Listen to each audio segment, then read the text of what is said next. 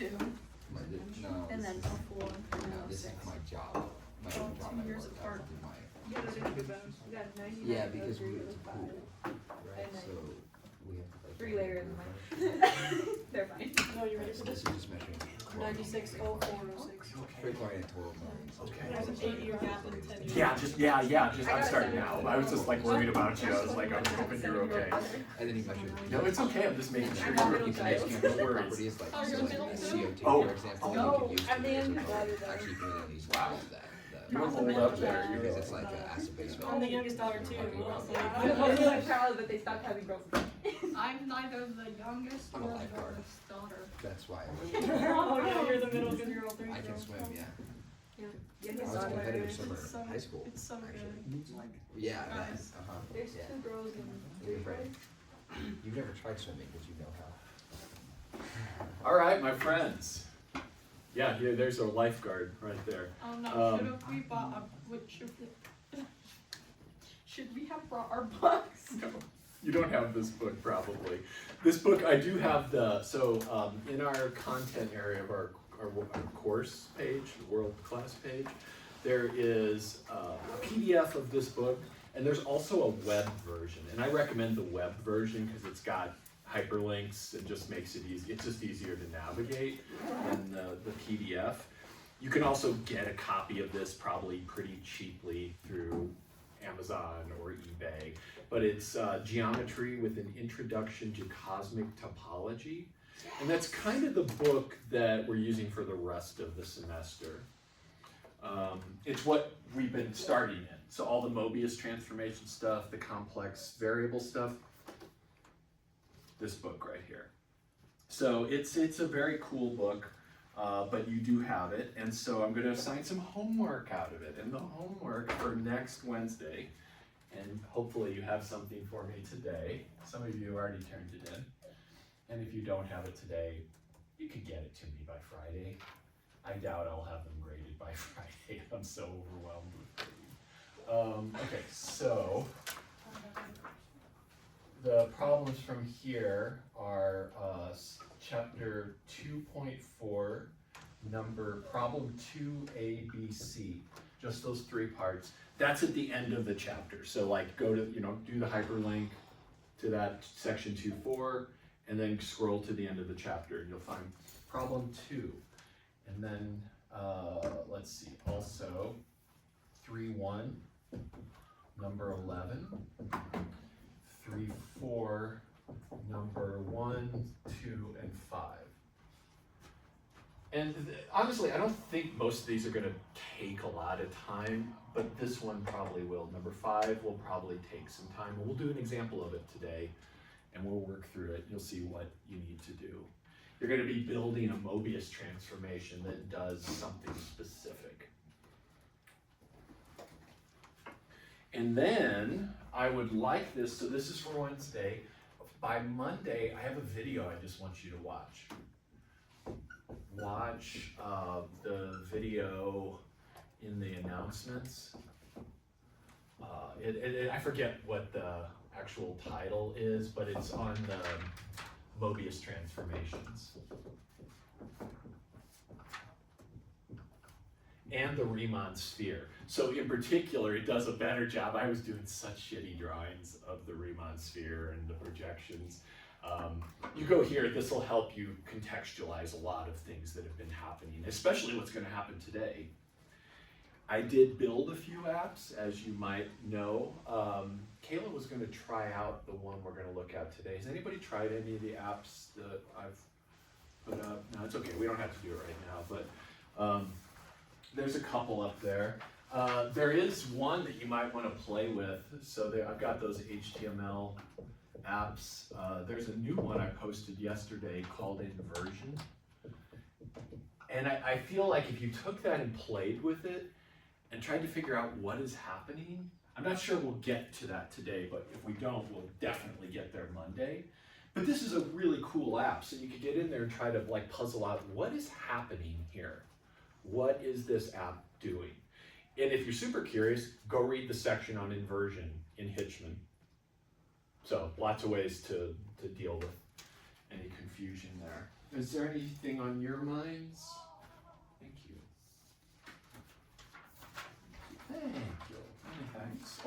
I thought that was for me. Thank you. Let's see, and I know, Alex, I got yours. Yeah. I got, No, that's not mine. No, Lou, I got yours. Yeah. What? You delivered it to my door. I'll just get it from you at the end of class. So no, just try to I remember. stole it from the lab. Oh, okay. You can take it as your own now. It's yours now. Oh, well, now you have two. Okay.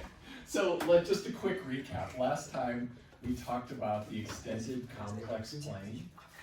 So that's C star. It is the complex plane union this point at infinity. And we viewed that, or we can view that as what's called the Riemann sphere, where infinity is at the top, and we called that the North Pole. So you're thinking of a sphere here, and then this plane was embedded into, the sphere was sitting halfway through the complex plane. So let me try to make it, my drawings are doing a little better today. So it was a sphere just nestled perfectly in the complex plane C, and this is the unit circle, this is a unit sphere, so right in the center of it is 0 on the complex plane, and then the complex numbers are in here somehow, so like out here, this might be 1, that point right there, this point right here is probably minus I, positive I is in back, and then over here would be minus 1. And what I'm thinking of is that plane is actually just the complex plane. So here's I, here's minus I, because you're probably not used to thinking about the complex plane much. If any of you are going to be around next spring, I don't know who in here is going to be around next spring. Yeah, I'm teaching complex analysis, so that's a cool class. No, you're going to take it. I am? Yeah, you're totally going to take it. I saw you doing this, and I was like, no, you're in it, buddy. Yeah. I've already signed you up. I'm going to go sign you up. Alright, I'm cool with it. Okay, cool.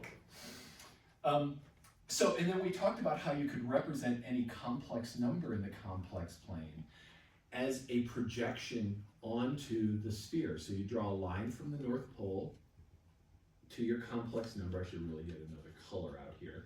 And wherever that intersects the sphere is its representation. So this is the representation of Z on the Riemann sphere. What was cool about this is it allows infinity to make sense, because when that point, so take these 2 points, think of that line, when these 2 points coalesce at the top, you've got a line that is parallel to the plane. So you can kind of think of it as touching infinity. But infinity is kind of a big circle out here. Remember how we did that little game where we said, imagine infinity was a circle I could draw, and then we cinched it up and pulled it together, little drawstring, and infinity became that point. So we identified all those points. So this infinity has some properties that I didn't really talk about much, but if we can write out a few, that infinity has probably the properties you wish it had anyway. You probably said things like this in calculus, Calc 1, when you were doing it. But these are good little facts to just have in our brains when we're thinking about how do I work with infinity. And infinity plus any complex number is just infinity. And infinity plus infinity is infinity. So that should get us through anything we really need to do there. And then we talked about these things called Mobius transformations. So that was Mobius with the M-O with the umlaut, Mobius transformations. And what we're going to see is that we can think of these as transformations of the complex plane, or, and that's what I want you to watch that video for, transformations of that sphere. These don't make as much sense unless you can think about them working on that sphere. So watch that video, and it's going to bring a lot of things together over the weekend. And those transformations look like this. So I took a complex number, so z equals x plus iy, in, and we multiplied it by A, added B. At this point, I've got a linear transformation. But then we divided that by a potentially different and probably different linear transformation. So remember, these were also called linear fractional transformations because it's a fraction of linear things. The A, B, and C, and D are all complex numbers. That's an element of sign if you're not sure what I'm writing there. This all sounding, you may or may not have watched Monday's recording. I'm not even going to look to see. I'm not making eye contact to see if that's happened or not. I'm just going to say you may or may not have. So it's like Schrodinger's keeping up with class. I don't know until I look in the box. There we go. So one thing I wanted to talk about that I want to add one thing to, we said that a transformation, a Mobius transformation, any Mobius transformation has one or two fixed points. Now a fixed point, i.e., is any point where you plug it in and you get it back out. The input and output are identical, so it doesn't move that point. For example, rotation about a point does not move the point you're rotating about, so that's a fixed point of rotation. But there's one other thing. It either has one or two fixed points, or all points are fixed. And that was the thing I forgot to say. I felt it nagging in my brain. What would it look like? What would T look like if all points were fixed? Oh, What's that? Just a point? Or would it be like a sphere still? Think like, give me a form, thinking in terms of a formula like this. Oh, like. Yeah, so like what would A, B, and C and D need to be so that if I plugged in Z. Is it still assuming the form of AZ plus B? Yeah. Wouldn't it just be Z? Yes, so B and D would have to be 0, and what would you say, Alex? Yeah, I was gonna say that's probably 1, but you need to What should I set C You need to to? return Z, no? Yes. Right? Yes. So can't you just make it 1 so it's Z over Z and then you have Z? Well, that would be 1. So I like your idea. Let's let A equal 1. Penelope said, let's let these be 0. Yeah, I like and that let's too. let C be 0 also. But then you get 1 over 0 and it's infinity. No, I get Z over 0. Oh, wait, you're right. Well, we'll make D1. How about that? Yeah. So if we make A1, B0, C0, and then D1, good catch on that, Alex. And D1, we get T of Z equals Z. So it's just the identity. To return Z. It just returns every point. Yeah. Nothing very interesting is happening. Literally doing nothing. So do nothing. And that leaves everything fixed, which makes sense. There must be like some sort of approach though to like determine those values for more complex systems. Which values? The fixed points? No, so I guess I'm just asking if you needed to find a fixed point, or if you needed to, like, I don't know. I don't know if this is actually something you'd ever do, but my brain tells me that maybe at some point in your mathematical life you would want to create a fixed point to solve another problem. Yeah. And so if I wanted to find them, which I think is what you're asking. Yeah, correct. Let's say I had T of Z equal to 2Z, and I'm making my life easy. I'm not going to make complex coefficients here, over Z plus 1. If I wanted to find the solution to this, so I'm trying to figure out which of these, what could I put in here that gets me the same thing back out? What I would do is set it equal to Z, and then solve this equation. So to do that, I've got 2Z minus 1 over Z plus 1 equals Z. Cross multiply there. So 2Z minus 1 equals Z squared plus Z. Does that make sense? Multiply both sides by Z plus 1. Now you got a quadratic formula. So I've got 0 equals Z squared minus Z plus 1. Just do math. And do some math. Just do algebra. Just do some math right now. So if I did that, I would get Z equals the opposite of b plus or minus square root of b squared, 1, so that's 1, minus 4 times 1 times 1 over 2 times the leading coefficient. So this is 1/2 plus or minus square root of -3 over 2.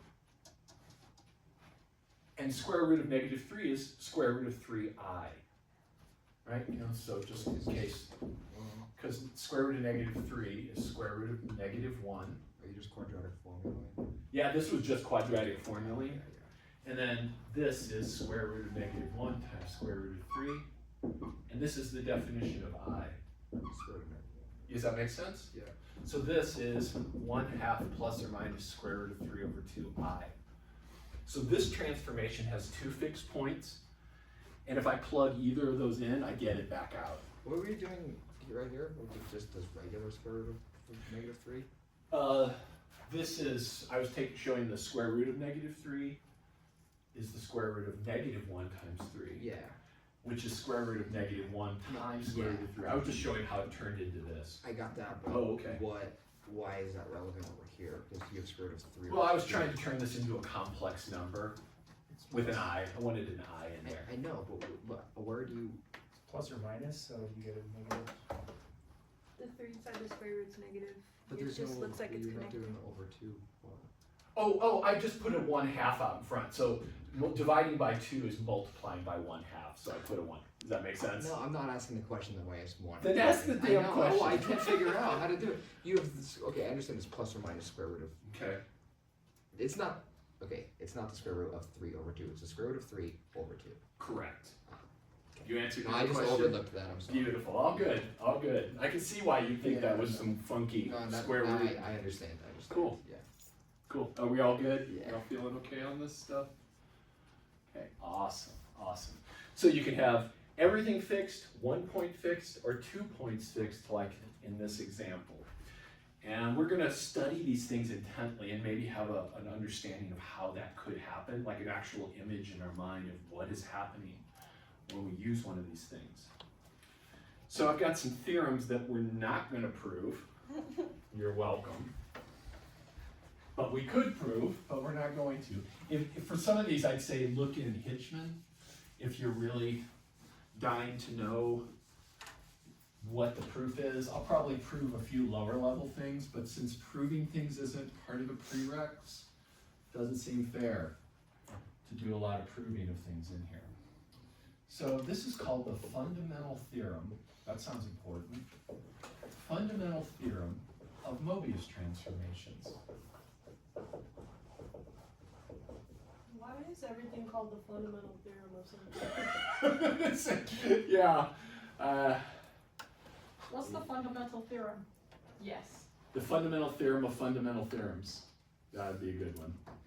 Yeah, it's a good question, Penelope. Because we have algebra, calculus, and Yeah, I guess because they're just really so core to doing anything else. I guess every branch of math has a fundamental theorem.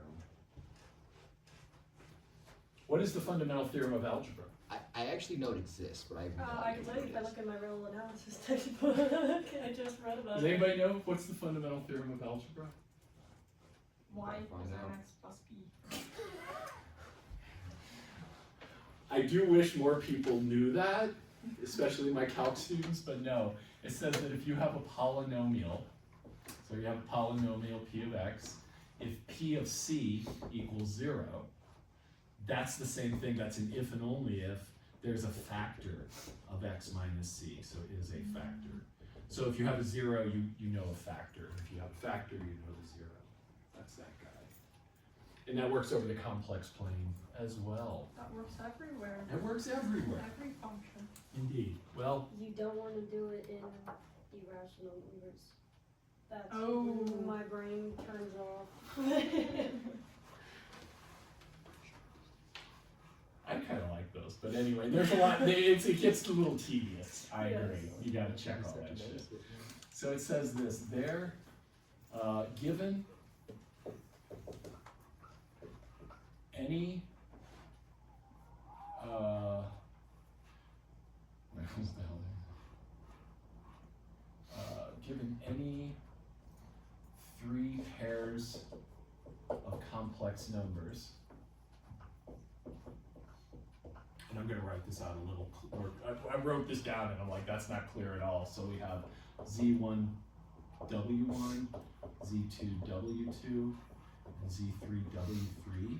And those are all complex numbers, and they can in fact be extended complex numbers. So it could be infinity, and it will be quite often. So if I have any 3 pairs of complex numbers, we can find a unique, so there's only one way to do this, Mobius transformation. I'm going to start calling them M transforms, that maps Z1 to W1, Z2 to W2, and Z3 to W3.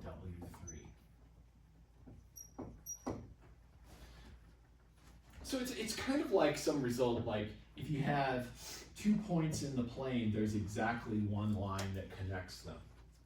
If you have 3 points in the plane and they're all different, there's exactly one circle that fits all of those.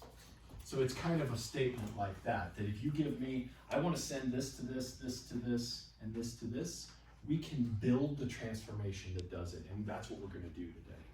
Lou, So yes. like given any 2 points, we can transform one point onto the other. Correct. Yes. And we need 3 pairs of them to do that. So we're going to have an input plane, and we're going to have an output plane. And what I'm saying here is that if you want to send Z1 to some W1, Z2 to W2, and Z3 to some any W3 you want over here, we can find a transformation that does that. So we're just finding the rotations and Yeah. Scaling that fits for all 3 points? Yeah, and that will show up in the results, Okay. but we will actually do it in a kind of funkier way than that. Okay. It'll actually be easier because that sounds really hard. And it has to be one equation for all 3, right? Yes. Okay. Yes, we will come up with a single T of Z equals AZ plus B over CZ plus D. So we'll find these coefficients that make that happen. All right, let me clear up over here. So let's see, I've got one more definition and then we're going to talk about some stuff. To make that happen, we need to talk about probably something you've never seen before. It's called the cross ratio of complex numbers. It's not the cross product. Like physics folks, you're probably thinking right-hand rule or something like that. It ain't that. It's no vectors really involved here. So definition. And we're gonna really use this thing quite a bit. It's a scale. The cross ratio. I'll tell you what this is good for in a minute. Let's just get it out. Of four distinct complex numbers, and I'm going to list them out here. So it's Z1, Z2, Z3, and Z4.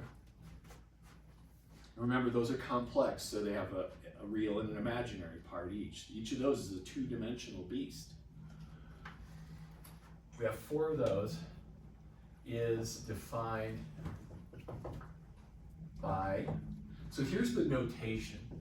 We're going to have Z1, Z2, semicolon. So I have Z1 comma Z2 semicolon. That's not a J, that's a semicolon.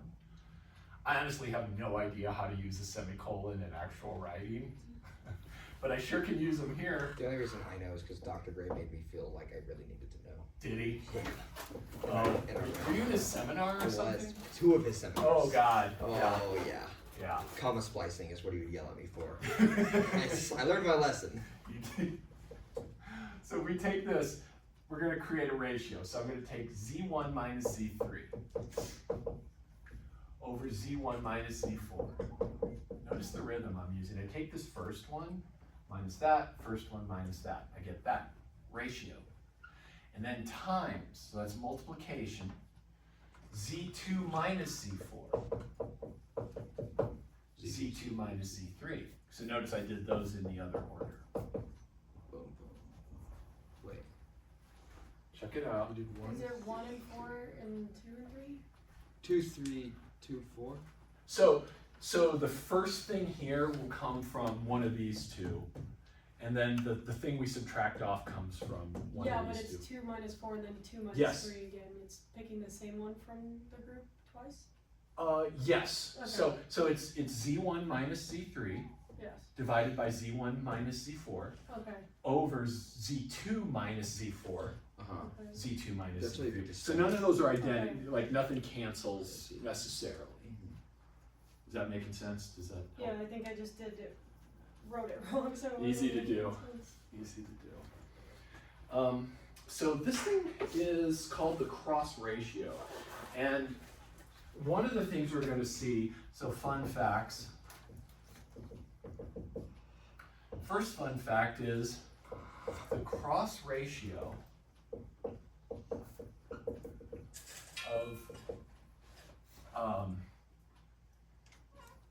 of 3 points, the cross ratio of 4 points is preserved by any Mobius transformation. I'm going to write this and I want to say some stuff of what I just wrote. Is preserved by any M transformation. So let me let you get that written down and let me talk about what does that mean. What do I mean? Preserved. So we haven't seen anything this complicated preserved, but we've seen lots of things preserved. So for example, if I told you I've got a triangle and it's got these different angles, and I said to you, if I rotate this triangle in the plane, what is preserved? What would be preserved by a rotation on this thing? The dimensions, Yeah, the side lengths and what else? the angle mix. And the angles. So rotation preserves, this is preserved, angles and lengths are preserved by rotation. What is that called? Isometry? Yes, an isometry. Okay. Yes, that's right, it's been a long time. That's right, Okay. yes. So when we have isometries of the plane that we talked about, well, thank you for bringing that word back into my mind. But any isometry of the plane will preserve lengths and angles. This is a different kind of measurement than a length or an angle. This is a weird, non-intuitive measurement, but it shows up a lot in working with complex numbers and especially Mobius transformations. So this is some number. We get this out. This comes out to be some number. If you take those 4 things and you run them through a Mobius transformation, so in other words, if you take T of Z1, T of Z2, T of Z3, and T of Z4, this value does not change. These two are equal.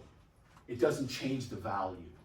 If you move those points around, like here, if this was a Mobius transformation and there was a 4th point here and I did the cross ratio of these, it would equal the cross ratio after the transformation. So right now you're kind of like, okay, sure, I'll just move on. We'll see why that's helpful in a bit. Another cool fact about the cross ratio is that if the cross ratio of 4 complex numbers is a real number, it doesn't have to be a real number, but if it is a real number, those 4 numbers live on either a circle, they're all on the same circle, or they're all on the same line. And what we're going to see is that lines and circles are actually just the same thing. Which might make sense, kind of, with some of the weird stuff we've talked about. But we're going to talk about a thing called a Klein, probably on Monday. No, different Klein, that's a K-L-E-I-N. This is a Klein standing for circle line. We're going to say that circles and lines are the same beast. Circles and lines, or lines on circles? Circles and lines. Circles and lines in the extended complex plane are basically the same thing. Because a line, if you think about it, here's the sphere representation. Here's infinity. Here's 0 down at the bottom. A circle this way just looks like a line down here What's down here? in the complex plane. So I'm looking, good. That's a really good question, yeah. So like if I'm looking at just the normal complex plane before I wrap this all up, this line actually keeps going and comes and meets back at infinity. So, does the Mobius transformation apply to spherical situation? Yes, we're gonna see a connection between those. Okay. Yes, but not yet. Okay. But yeah. So because lines are just circles that contain infinity, we say they're just all the same. We call them clines. We will call them clines. One would call them all clines. But you can find out, you don't even have to have a picture. I give you 4 complex numbers and you find this quantity and you get a real number. They're all either in a line or they're all on a circle together. So the fact that this responds similarly to lines and circles is what motivated the definition of cline in the first place. Okay. Is that a full thought? If the cross ratio of 4 complex numbers is a real? Oh, no, yes, it is. The cross ratio of 4 points is preserved by any Mobius transformation. Yes, that is a full thought. If the cross ratio of 4 complex numbers is a No, the cross ratio of 4 points is preserved by any Mobius transformation. Yes, and then the second one. The second one, oh, that one might not be. Okay, if the cross ratio, oh, you're right. Okay, thanks. Okay, is a real number. I guess I said it, but I didn't write it. Thanks, Lou. Then they are on, can I use the phrase cline now that we've talked about it? Yeah. On the same cline. Nothing's more fun than learning some weird new math thing and telling people about it. Cline. Circle line. If you feel so inclined.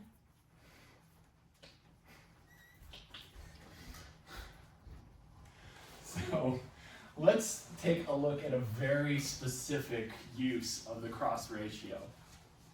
I'm going to build Mobius transformations using it.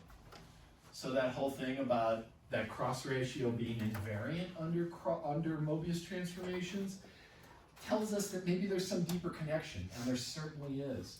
So notice that the transformation T of z equals z comma z1 semicolon z2 z3. So check it out. I've got a cross ratio. These guys are fixed. So z1, z2, and z3 are fixed.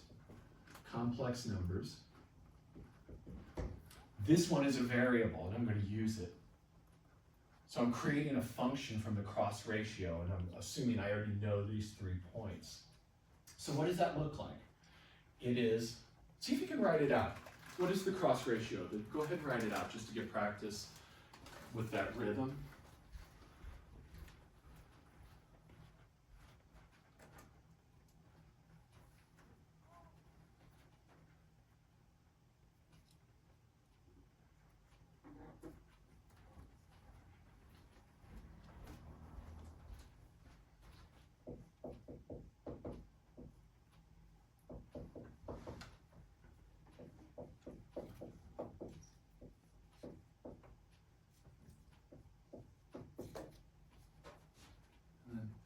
Get yourself a sanity check, get us all a sanity check.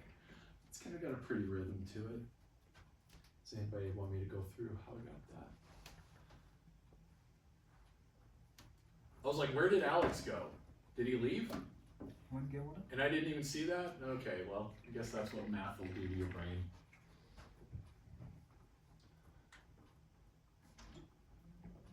I didn't even see you leave. It's insane. Walk right past I know, that's what I was like, where's Alex? And they're like, he just walked by you. Gotta say hi, Jerry. Okay, so we're good with this. So let me ask you a few questions here. I would like you to find T of Z1, T of Z2, and T of Z3. What are those quantities? You want it in the cross? Yeah, so use this use this and then simplify. Okay, So they're gonna be pretty. okay.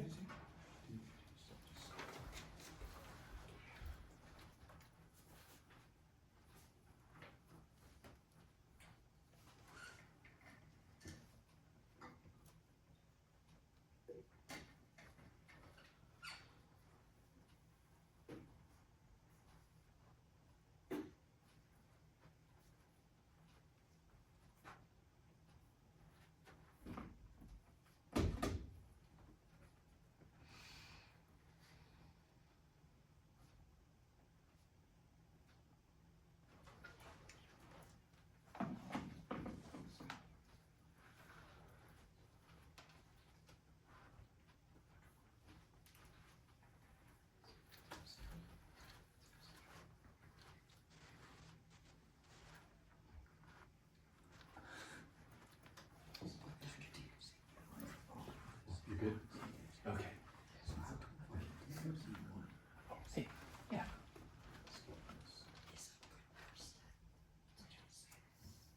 Well, I mean, you didn't put Z1 in actually, so that becomes Z1. See what I'm saying? Then there'll be some cool canceling.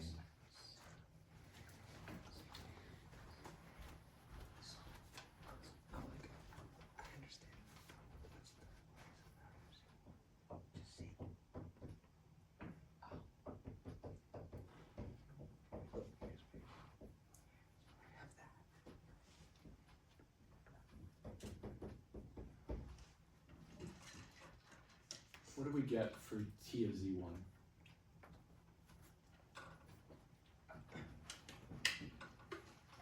Oh, I'm so misconstrued right now. Why is this, What okay, so Yes. when we do it up there, we have Z in and Z1. Why Yes. down here do we start with Z1 and Z1? Oh, yeah, no, it's okay. So this is a variable here, right? Okay, And this can be literally anything. And I'm saying if it's Z1, okay. what do we get out? Oh. So I just replaced that Z with Z1. Does that make sense? Yeah. No, like, What's that? 1. It is 1. Make sure you see that.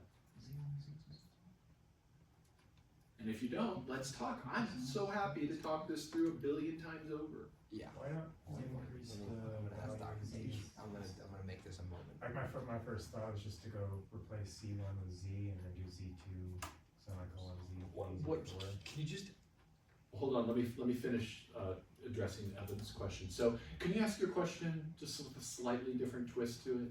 Yeah, so my first step was when we're replacing T of Z with T of Z1, Yes. I made a new bracket of Z1, comma Z2, semicolon Z3, comma Z4.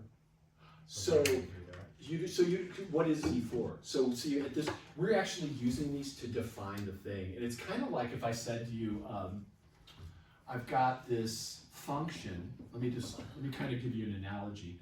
That if I have a function that looks like this, I've got a plus b x, and I asked you what's f of a.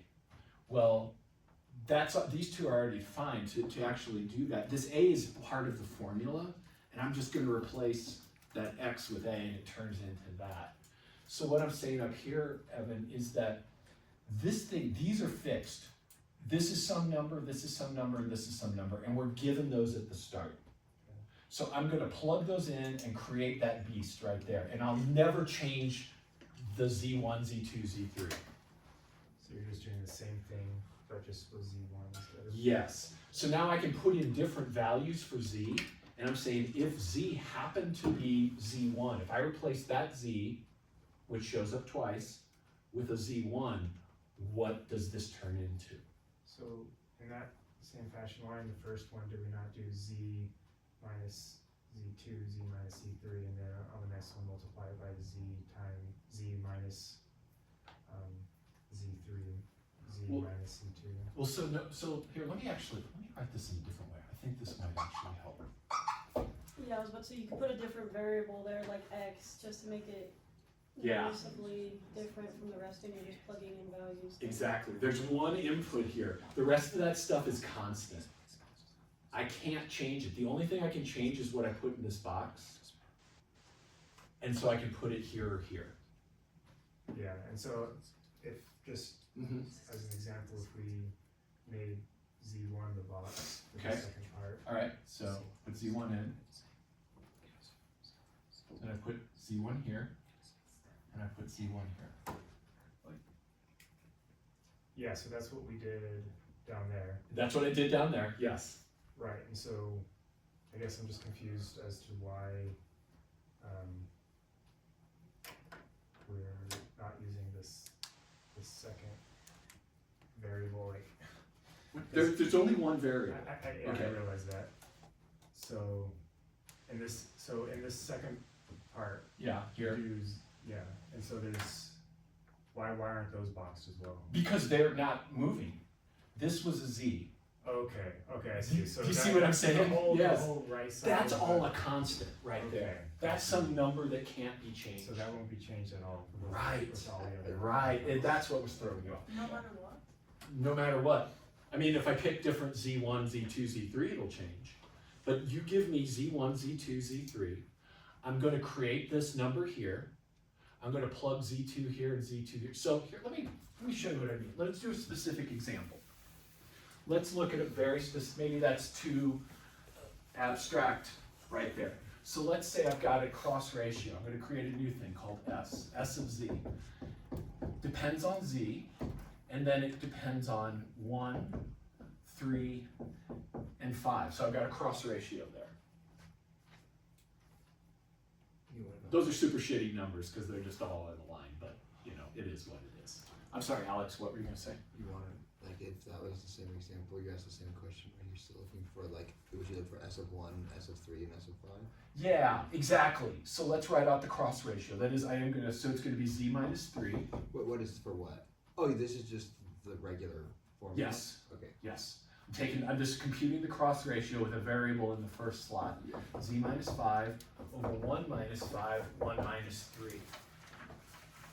And then this is a number that it's never going to change. These two numbers will never change, but the Z will change.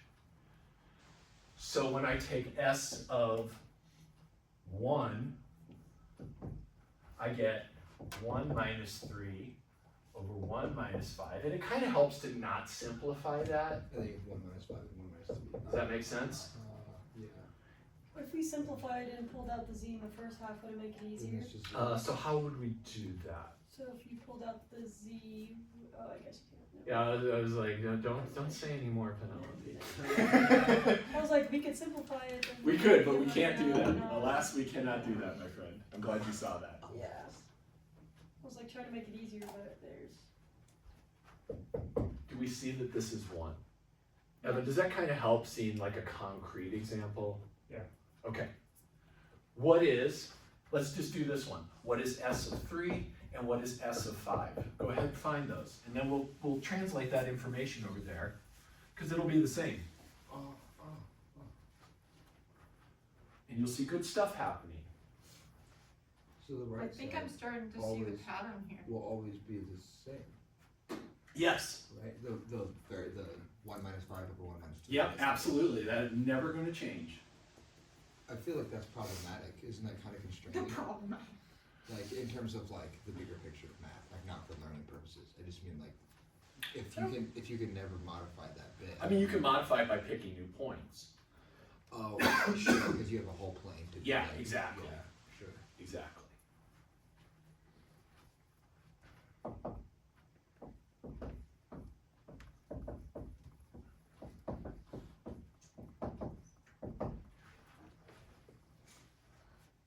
Could you realistically have a variable in that right side, that right-hand side? This here, I mean, you well, could. I mean, like, I'm just generally, like, if you did, like, could you have the variable or like the left hand side be constant and the right side be the one that you change? Sure, that could happen. Yeah, you could rig something up like that, definitely. Is it useful at all or no? I mean, maybe if you're trying to figure out what Z value, like if you're like, I wonder what Z I could put in to hit I, Oh, then you would. then you could solve that for Yeah. that. Yeah, absolutely. What is S of 3? Is it not Zero. 0? It is 0. Because 3 minus 3 is 0. Is it just like, And we're not dividing by 0 anywhere, right? or is it infinity? No, not yet. Not yet, but soon. Yeah. S of 5 Is 2 over 0. is, yes, yeah, so let's do 5 minus 3. I'm going to keep you're right, it is 2 over 5 minus 5. That looks speaking of problematic. Is it just infinity? Anybody know Bo Burnham? Yeah. Do you know the song Problematic? No? Yeah, okay. Anyway, big Bo Burnham fan. I'm taking odds that it's infinity. How much? Yeah, so what do I got? I got 2 over 0. Yep. What's that? 0 infinity. That's infinity. And infinity times A something constant is infinity. So look at what happened Which do I here. win? This number got sent to 1. It was already 1, but it got sent to 1. This gets sent to 0, and this gets sent to infinity. And it doesn't matter what those numbers are, that is going to happen every single time. So here, if I plug this number in to my input, I get out 1. If we plug in Z2 here, let's do that. Z2, you see it now. If I plug in Z2, 0. I get Z2 minus Z2 right there. Joshua understood. And I get out 0. And if I plug in Z3, look at what I got. 0 in the bottom. And that's You understand infinity. You understand. So this is how we use the cross ratio. One of the things we can use the cross ratio for is to build a Mobius transformation. So that is a Mobius transformation. This is just some constant you could multiply across by if you wanted. And you notice it is this form. It's something times Z plus something else, plus or minus, over something times Z plus something else. And you could get this thing to look just like that if we leave the Z here. So this thing here, T of Z equals Z, comma, Z1, semicolon, Z2, Z3, is a Mobius transformation. It is the Mobius transformation, because there's no other, that sends Z1 to 1, Z2 to 0, and Z3 to infinity.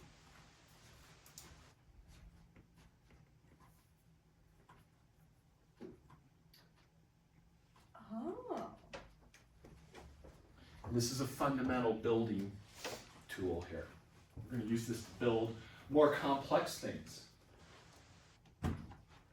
And so, let me just give you a second to like process that. And if there's any questions, anything you want to talk about, let's do it. You feeling okay, Abraham? Yeah. Yeah, okay. You're just giving me that. Cool. Okay. All right. So let's see. I can probably erase I have this. a question. Yes. Can that the sends, if you will, I understand what those are mathematically, like what we got from the cross ratio there. Yeah. However, can that be like visualized on a sphere or like Yes. okay? It can be. Is Yeah, that absolutely. And now that you say that, let me see what do I mean, i.e., what I mean is this. When I say sends, I mean if that's the T of Z1 is 1, T of Z2 is 0, and T of Z3 is infinity. what? Yeah. So what exactly does a Mobius transform look like? Watch that video. Okay. That will help a lot. And I've got some apps. We're going to take a look at what I this just like does. if my brain wants to put this on like it's like everything in math, right? You can be visualized some way. Yeah, graphically. absolutely. Yes. And I'm trying to figure out if there's a way graphically. There is. Yeah. There is, but let's just get a few things. On Monday, we'll take a deeper look at the geometry Okay. of what's happening. Okay. We got to do a little bit of algebra first, though. Okay. I know. Yeah. That's why I'm doing it, just for you. Am I what? My favorite? Yeah, Joshua actually thinks algebra is my favorite. Joshua knows you. He doesn't think that. He's just giving you shit. No, Joshua, I'm really bad at it. It's a lifelong struggle of mine. All right. So now, new problem, What else is new? right? This is the kind of problem you want, though. It's not a life problem. Life problems suck. Math problems, you can walk away from. Get a new major. You don't like math problems. Why are you a math major? Do something else. I've actually had that every once through my years here at Regis. I've occasionally had the math major who clearly hated math, and they're just like always miserable. Just like, oh no, more math problems. What are you doing? I'm like, you're in a 400 level math class. You're a math major. Maybe you should think about something else. If this is really, you're hating every minute of this. Just stressing you out. But sometimes being really dramatic about the difficulty of things is like a coping mechanism. It's true. You know? This is true. Yeah. Except that they couldn't do it either. So, that was part of the problem. Yeah, what a weird way to go through life. I'm gonna find the thing I'm worst at and pay a lot of money to kill myself with it. Okay, find the Mobius transformation. I feel like that's already. That sends Z1 to W1, Z2 to W2, and Z3 to W3, like I did in that picture at the beginning. So we're gonna build it, and that's what's cool. We can build this, and it's just a little bit of looking at what we just did and tweaking it. So how are we gonna do this? Well, first thing we're gonna do is this. So how? We will build two Mobius transformations, S and T. We're going to build two of them using the cross ratio. The first one, S will send Z1 to 1, Z2 to 0, and Z3 to infinity via cross ratio. Cross ratio definition. So we're just going to use that formula right up there in the center of the board, that T of Z equals whatever. And I know that that will do this. Alex. Do you always get these transformations when you do a Mobius transformation? When you say these transformations. Sorry, maybe transformation is the wrong word. And actually, I know it was the sense, I guess. The 1, 0, and infinity. Yes, for that, if I build it like that, then that will happen. But it's not always 1, 0, and infinity, though. It's not what? Is it always just a combination of 0, 1, and infinity, though? Could it be anything different? Not if I use this way of building it. So this is a very specific Specifically building the block. cross ratio. Yes. Yeah, that's what I'm asking. Yes. The cross ratio. Yep, always 100% every time. All right. So if you use that definition there, in other words, this T of this S, i.e. S is, we already know how to build this. It's just going to have a Z, and then it's going to have Z1, Z2, Z3. That, I'm done. I built it, and I plugged that shit in, and I got it. Does that make sense? Take a look. I've lost my eraser, so you've got. You lost your eraser? Well, what's new? Well, don't I lose it once a class at least? Twice. Evan took it. Thank you. Did you actually take it? No. That doesn't sound like Evan's style. I don't understand. He's what not a we have to miscreant. do right now. No. Build two. Oh, we have to build what I think with T too. Wait. Does that mean like T of Z? T probably sends 1 to W1, and so on and so forth if we do T. Because you said we have to build two. So I'm trying to figure out what the next step is. So hold, yeah, wait. So what are you asking about? I'm sorry. I don't know. So I'm gonna build this S. This S of Z is the Mobius transformation for S, right? Right, Which we already know is, you have it right there. It's Yes. from 0 to infinity. yes, we still need something else. The T. Yep, T I'm is- about to talk about it. Oh, okay. I was gonna try and do it. That was why. No, it's cool, well, hold off, I think you might need a little help. Not just you, but everyone. Because I do need to talk, it's Thanks, like, no, Dr. not a T. slam. I think everyone will need help. Because T takes a little bit more work. Then we build T of Z. So we're gonna build this T of Z, and this T of Z is going to send that sends 1 to W1. Now hold off, I know what you're gonna say, just calm down. 0 to W2, and infinity to W3. And you might think, well wait, that doesn't sound like what we've just been doing. We've been going the other direction. That formula gives us the other direction. That's right. You're right by saying that. So what we're gonna do is we're going to build a little intermediary one that goes this direction and then find its inverse using that formula we talked about. Remember how we had the formula that if I have, if I know that T of Z is AZ plus B over CZ plus D, then its inverse is what? Flip of it, the reciprocal. No, not quite. It was more like the inverse of a matrix. Is the determinant? Yeah, kind of. Well, I'll just put it up here.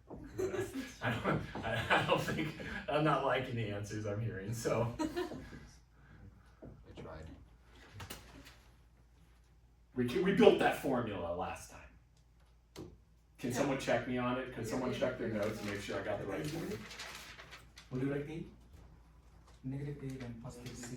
That makes, yeah, that, I see that making more sense to me too. Negative D Negative A, plus B. positive C. No, so negative, so that's the same thing. Yeah. I just multiplied top and bottom by negative. So yeah, this is also equal to this guy. Is this what we had at the end? I mean, I'm gonna be straight up, Google tells me the first one. DZ minus B over Is negative it- CZ yeah, plus A. Google tells you that? That's, well, Gemini, or Oh, whatever. okay, alright. Is I that have not to have supposed Gemini register for the class so I can give them their grades. Well, I I'm would, just kidding, I'm just giving you shit. No, it's not just harassing you. well, Well, what? did you want me to derive that when I, like, it's, No, we derived it in class Right, the other day, so right. it's all good. So I was verifying your You, I know, I appreciate that. I need sanity checks left and right. Verifying via Gemini. That's right. No, it's So- all good, I won't. So what we're gonna do, so first, we build the M transformation that sends W1 to 1, W2 to 0, and W3 to infinity, and then find its inverse with that formula. And then use the inverse formula,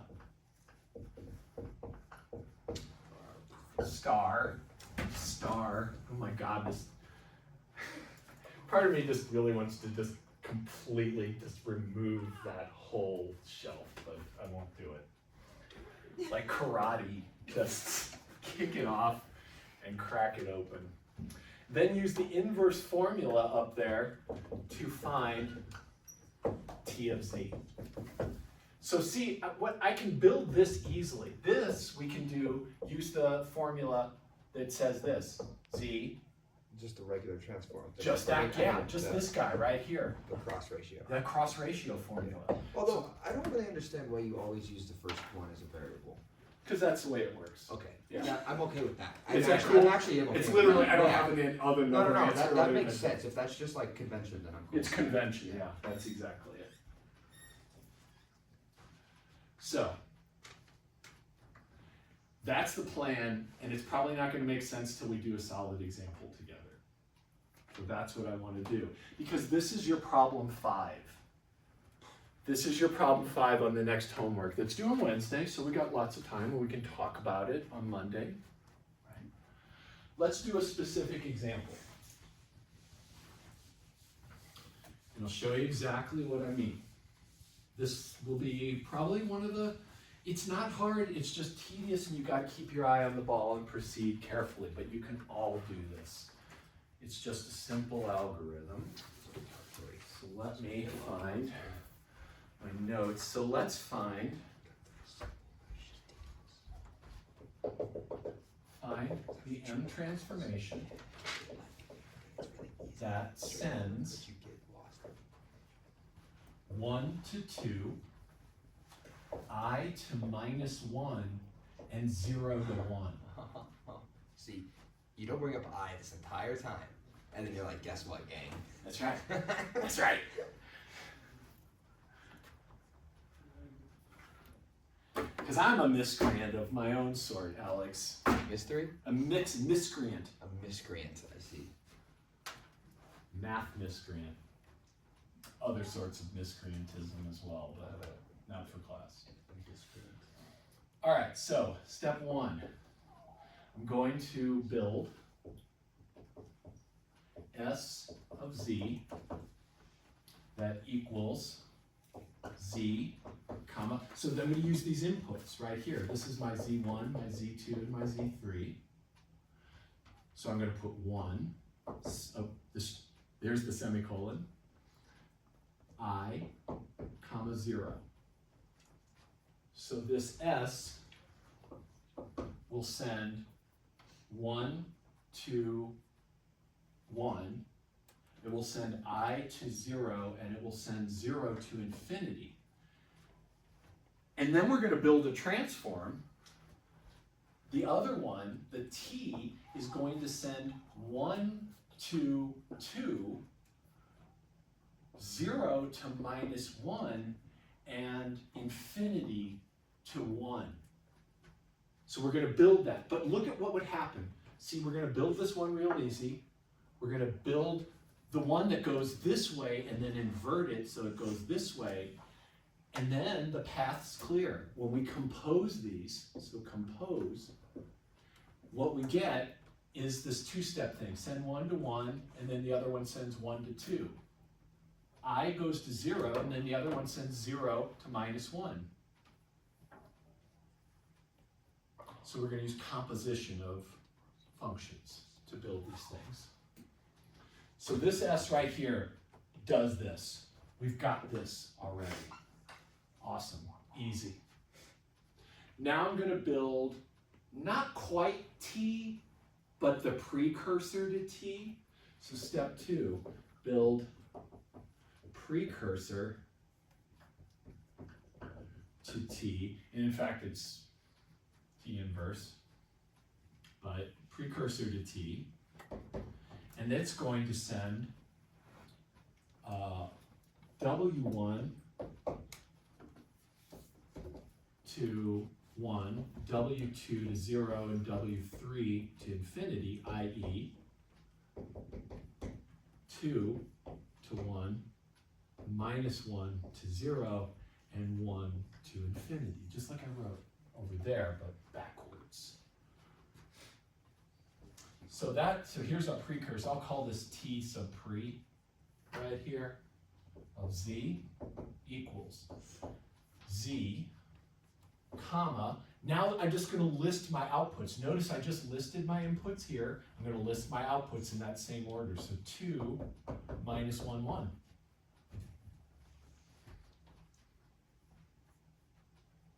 And then I'm going to find its inverse. I'm going to crank it out, and I'm going to use that inverse formula, and then I have to compose, and that's where things get a little chonky mathematically. We can do it.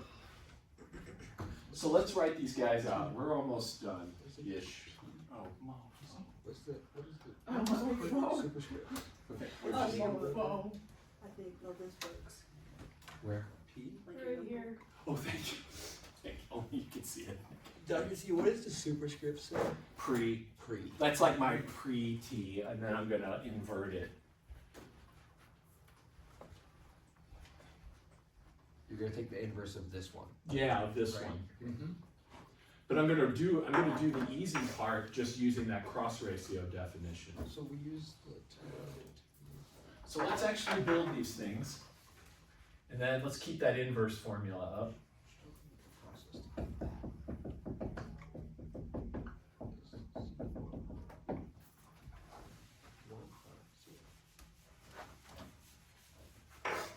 Is these T's that like are done with these problems? I'm sorry, what? The T's that you use, are they like a given thing? I'm building them.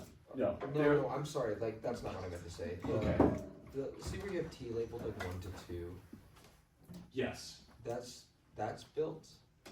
That's gonna be the inverse of No, this guy. I know that, but like you write, okay, T, setting 1 to 2, Yes. right? For the, you're gonna like do that and take the inverse of that and that'll give you like the T transformation, right?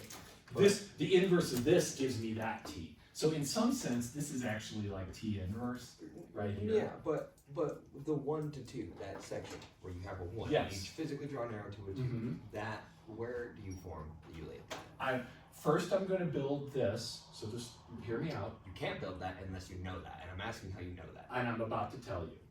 If you just give me a second. All right. So I'm gonna do this. What does this transformation do, Alex? What does this one do? What does it send? Where does it send to? To a negative 1? Positive 1, and then Where does it send that? to 1, 0. 0. Right? Because it said this always gets sent to 1, this gets sent to 0, and where's that last one get sent? Infinity.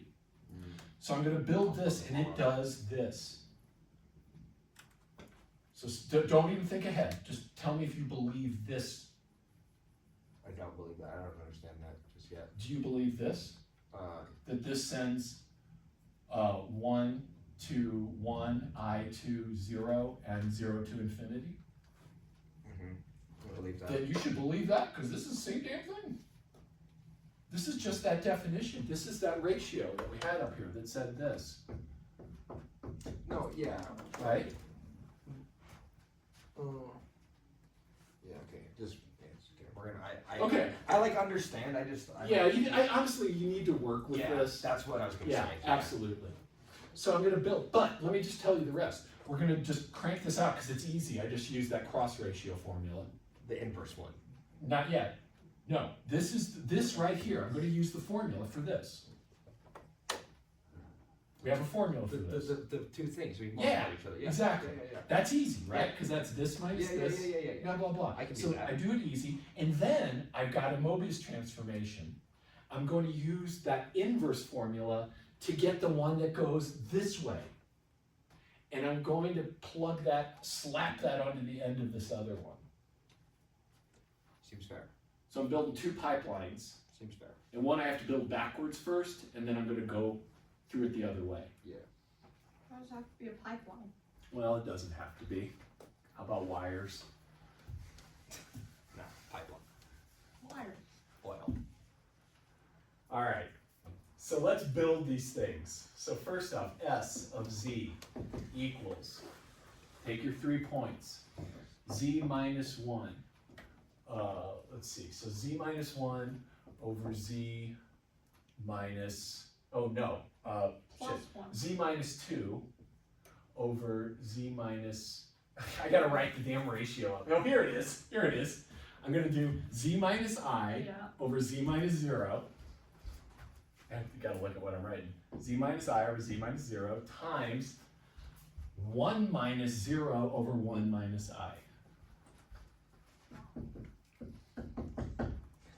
That's T. Or shit. That's S. That's S. So let's actually write it out a little bit better. Look at simplify. I've got Z minus I over Z times 1 over 1 minus I. And I could just multiply across, and you got a Mobius transform. You get Z minus I over Z. Yeah. 1 minus I. Yeah, and that 1 minus I is the coefficient on the Z. And you could have a little plus 0 there if you wanted to see that it is a Mobius transformation. Oh, it's not 1. It's something different. Do you see how I got that? Yeah. Yeah? Yeah. So that's S. That was easy. Now let's build the one that does that same thing with these two numbers. So now I'm going to build T pre, which is actually T inverse. It's the inverse of the thing I actually want. And it is going to send So, oh, here it is. It's going to be z minus -1 over z minus 1 times 2 minus 1 over 2 minus -1. And so then this turns into something pretty. Z plus 1 over z minus 1. And look, that's 1 over 3 times 1/3. So now I'm going to simplify that and make it look like AZ plus B over CZ plus D. And that is Z plus 1 over 3Z minus 1. 3Z minus 3, excuse me. Okay. Damn. This stuff takes a while. And then take the inverse. Take the inverse of it. Yes, Lou. So T Is it just like a flip? equals the inverse of this. That's when we go into that. Yes. CZ minus B. Yes. So I just have to identify A, B, C, and D and use that little pattern right there. So T is equal to, so T of Z equals, let's see, so it's, you can use either of those forms you like. Let's do, which one you want to use, top one or bottom one? Bottom. Yeah. Bottom? No, Okay. no. Yeah, it's the same thing. It is the same thing. So I like, let's just do it so we don't have to break a tie. So minus D, this is the D. So here A is 1, B is 1, C is 3, and D is minus 3. Do you see how I'm getting that? Comparing it to the basic form, AZ plus B over CZ plus D. And now I plug them into that formula. So minus D is 3, Z plus B. Wait, let me just. Okay, yeah. You good? Yep, 3. Is everybody good? Yep. Okay. Yep. Over, and then we've got C, which is 3, Z, minus A, so minus 1. There's our other transformation. We're so almost done. See, that's not too bad. It seems like it's going to be much worse than it is, and you can all do this, everyone in here. There's a crux though in the middle, I think. And the last thing we need to do is finally, our final answer, and we're not going to have time for this, we're going to end it. We'll finish this up on Monday, is compose T of S of Z. So we're going to take S and feed it into T. In other words, it's T of S of Z. And if you want to find that before Monday, enjoy. But this is where I'm going to pick up on Monday, finishing that up. Sound good? We got math to do. This is just math. There's no weird writing. There's no sentences. There's no made up things. Well, there is. It's math. All math is made up. It's all fake. It's all a contract. Who said that? I said it's a contract. Just get you on film there.